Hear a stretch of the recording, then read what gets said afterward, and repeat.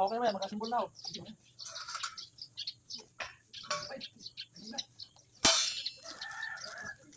Yeah.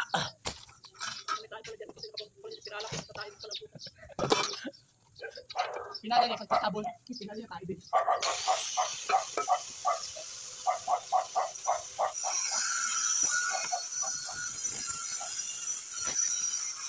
So guys, gumawa tayo ng kurma. Bidyang plywood, kaya gagamitan natin ng manipis na tubular para ikay ulit-ulit ng gawa ng ating kurma guys. So papakita natin umaya. So ito na guys yung nagawa nating mga kurma. Ginamitan natin ng tubular. Tapos binaklas ko na lang natin para pag binaklas natin ay hindi tayo paulit-ulit sa paggawa at hindi mahuhuyag. So kamot, bakod lang yung nagawa natin guys. Ito, para isang pattern na lang, isang kurma. At pag binaklas natin, lipat sa kabila guys. Ito. So nilagyan natin ng stopper guys sa gilid, pako. So ayan guys, dalawa lang kasi tuwid diretso naman guys, ayan. So guys, ayan, nasa sa inyo na guys kung ano ilalagay nyo yung stopper, pwede rin bakal. Nakakita ako ng pako, kaya pako na nilagay ko. So thank you for watching guys.